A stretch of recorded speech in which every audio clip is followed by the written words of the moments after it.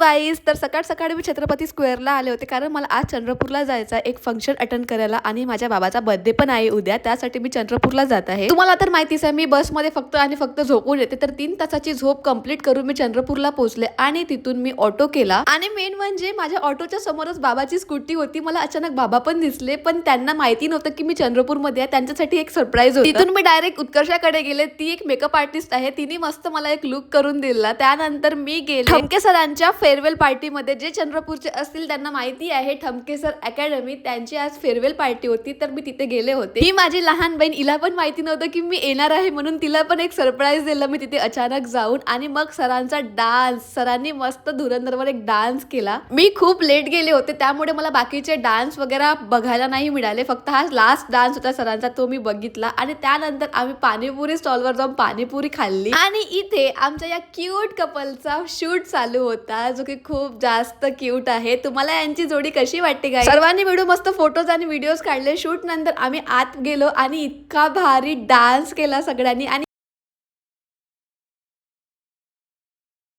भरपूर डान्स केल्यानंतर लागली होती खूप जोराची भूक। मग सगळ्यांनी मिळून इथे जेवण केलं, जेवण पण खूप जास्त टेस्टी होतं। फेअरवेल पार्टीचा व्लॉग तुम्हाला कसा वाटला हा मला कमेंट मध्ये नक्की सांगा। Okay, bye bye.